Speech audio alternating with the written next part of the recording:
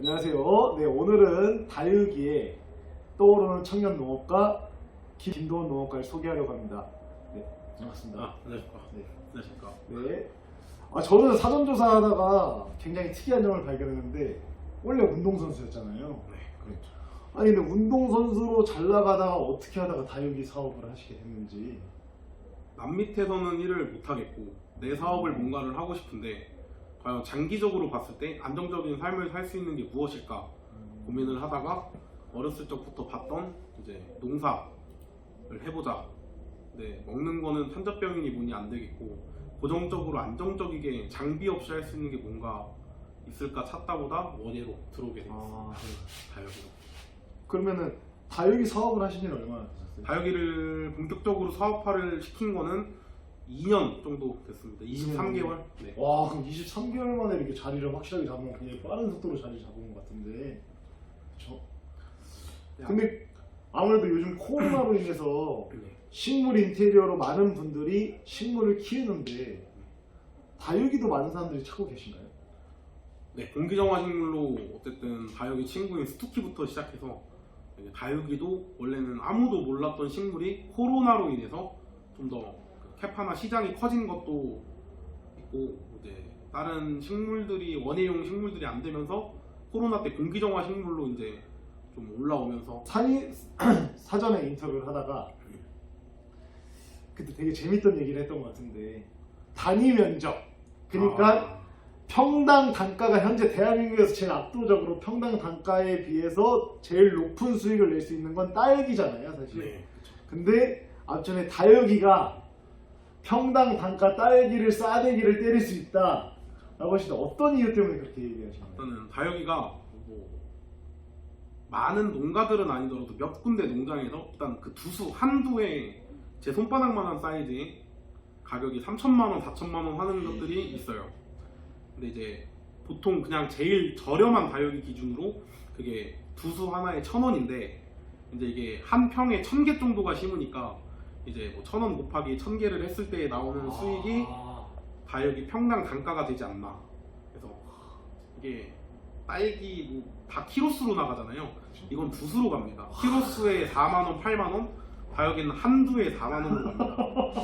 근데 그 다육이도 내가 봤을 때는 딸기 같은 경우에는 요즘에 난방비가 올랐다고 해갖고 딸기 하려면 난방비도 나가야 되고 모종도 사와야 되고 막 이런 부가적인 지출이 굉장히 많은데 다육이는 진짜 그렇게 비하면 최고인 것 같아 제가 봤을 때는. 그렇죠. 근데 많은 다육이 농장 사장님들이 겨울에 노심초사해서 난방을 떼주고 하는데 다 연약하게 키워서 그렇습니다. 이게 강하게 키워야 됩니다.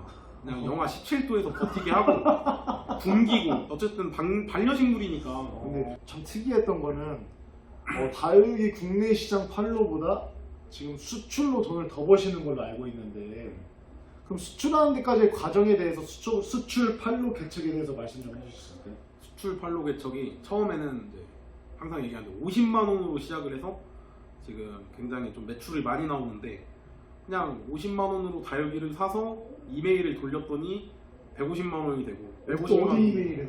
저는 이제 일본 일본으로. 네, 일본 인터넷에 나와 있는 이제 사람들 판매를 하는 상인들한테 메일을 다 돌렸어요. 한국 모종 저렴하게 사실 생각 없냐. 그래서 그냥 간단하게 그렇게 보냈습니다. 거기서부터 이제 시작을 해가지고 네. 지금 현재 수출은 어디 하시는 거죠? 지금은 일본, 지금 거의 주력이 일본이고 지금 새롭게 들어가려는 데는 호주랑 중국. 네. 이거는 같은 경우에는 네. 조금 자그마한 것 같은데 이렇게 일부러 작게 키우시는 겁니까 아니면은? 저는 일부러 작게 키우자는 주고 저희는 이제 아무래도 일본을 상대하기 때문에 좀 작은 사이즈의 애들이 인기가 많아요. 일본인들은 다 이렇게 작게 키우는 걸 좋아하시나요? 네, 작은데 색깔 잘 나고 보통 일본에서 인기가 많은데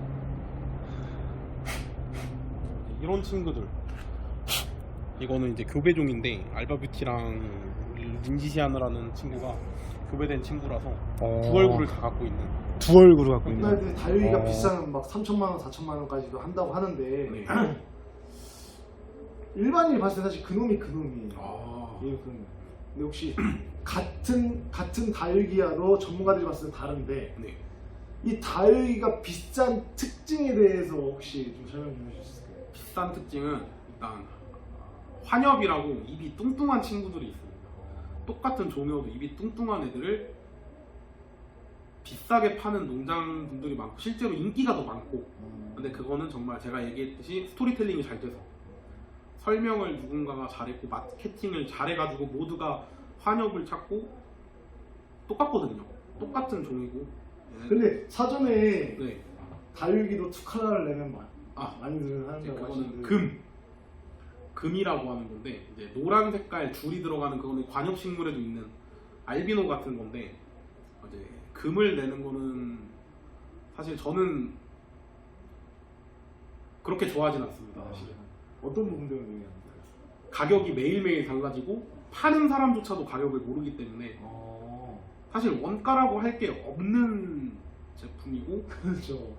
말을 잘하는 사람이 돈을 더 많이 갖고 하고 약간 그런 형태를 갖고 있어서 저는 솔직히 별로 안 좋아요. 어떤 게 여기서 제일 가치가 있는 거라고요? 가치가 있는 건 이제 이런 친구가 사실 제일 저는 가치가 있고, 오. 이건 딱 비매품이라고 써놓은 친구. 아직 세상에 저밖에 없기 때문에 아. 제가 만든 친구라서 그렇습니다. 그러면 저렇게 모수 하나만 잘 갖고 있어도 저걸로 계속 번식을 하고 하니까는 그쵸. 원가가 진짜 깡패네요 거의. 그쵸. 늘리고 네. 종자 확보를 이제는 원래는 다른 데는 pot대 같은 것도 다 자르는데 이건 저희가 모주로 씨를 받기 위해서 키우는 거라 자르지 않고 지금 씨를 받아놓은 상태예요. 교배를 시켜놓은 상태. 근데 저번에도 얘기했듯이 많은 다육이 키우시는 분들이 네. 이 다육이가 색깔이 되게 이쁜데 보통 사람들이 탄저병 온 거를 이건 할 말이 정말 많은데 줄이면은 다육이 중에 검은색 점박이, 빨간 색깔 반점 같은 게 따닥따닥따닥 붙어있는 친구들이 있는데 그건 탄저병입니다. 100% 탄저병이고. 근데 이건 희귀한 색깔이어가지고. 근데 그 탄저병을 말도 안 되는 이름, 피멍 이런 식으로 이름을 갖다 붙여가지고 그걸 가격을 올려요. 이게 근데 탄저병이거든요. 어쨌든 탄저병 농산물 먹는 거 식량식품들은 다 팩이잖아요. 그렇죠. 얘는 알면서도 이거는 그냥 이 종이 이런 겁니다 이런데 그런 종이 있긴 해요. 근데 그거는 점이 그렇게 따다다다닥 붙어있지 않습니다. 절대. 검은 색깔 점이 나고 가운데 빵꾸가 구멍이 나니까 100% 탄저입니다. 그거는 절대 옆에 두고 자지 마세요. 호흡기로 들어가면 검색해보시면 갑니다 사람. 큰일 나요. 오케이. 자, 그럼 마지막으로 자, 다육이를 창업하는 데 들어가는 비용과 그리고 청년들이 이제 농업으로 많이 몰리고 있는데 다육이로 월천 가능합니까? 다육이로 월천 가능합니다. 5억 투자하면. 5억 투자하면. 네. 하우스, 농지 사야 되고 하우스 지어야 되고 종자를 구입해야 되기 때문에 뭐 시황마다 노지는 다르겠지만 보통 5억 정도는 생각을 하셔야 좀 제대로 된 시설을 확보를 할 수 있고, 종자도 처음에 하면은 종자를 다 구입을 해서 키워야 되기 때문에 그럼 월천이 가능하면 그쵸. 딸기 하는 것보다 보통 그쵸. 딸기 근데 사실 뭐 딸기도 하우스로 한 2만 평 갖고 있으면은 근데 사실적으로 불가능하니까. 그럼 다육이 들어갈 하실 때 창업 비용이 얼마 정도? 저는 아직도 그 창업 비용이 나가고 있는데 저도 한 4억 정도는 된 것 같아요. 네, 4억 정도는. 네. 그래도 저는 하우스로 안 하고 창고에서부터 시작을 했기 때문에. 그러네. 다육이는 일단 종자비로 저는 종자에 욕심이 많아가지고 종자비로 한 1억 원 좀 넘게 썼던 것 같아요. 근데 그럼 청년 창업용으로 사용했습니까? 아니면 자비로 했습니까? 그건 자비로. 자비로. 네, 그거는 사비랑 좀 많이 좀 이렇게 투자도 받은 건 사실이죠. 어쨌든 내가 다육이를 하면서 저는 일단 수익을 냈기 때문에 첫 시작이 50만 원으로 150만 원을 만든 게 단순 계산으로 1000만 원으로 했을 때는 그 2배 이상 가격이 나온다는 거니까 2.5배의 수익이 생긴다는 거니까 그만큼 투자를 많이 했죠. 그럼 청년 창업농들이 다육이를 한다고 했을 때 권한다 안 한다?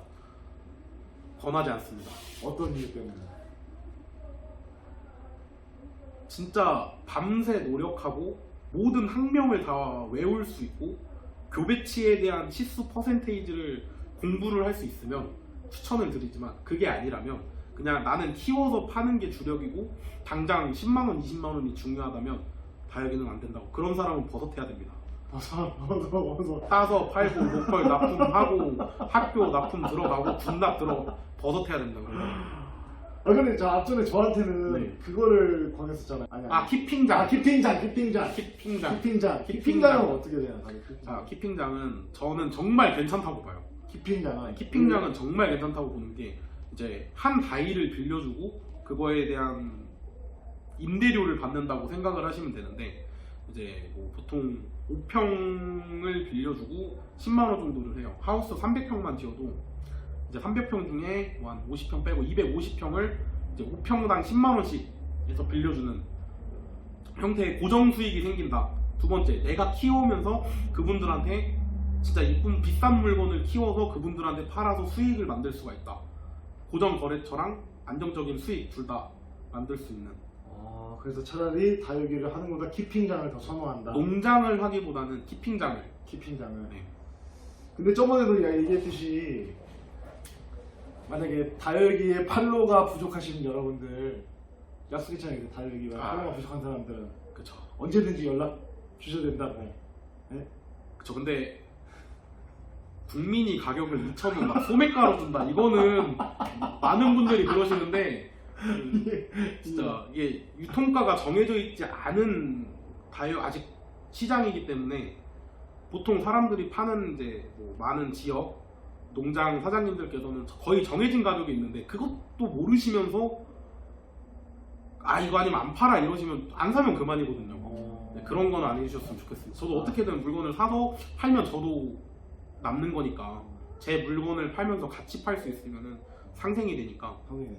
그럼 그분도 손해보지 않고 그쵸. 여기도 손해보지 않고 보다 윈윈으로 할 수 있다. 네. 다육이를 키우시는 모든 키팅장과 다육이 농장들은 언제든지 연락을 주시면 될 것 같습니다.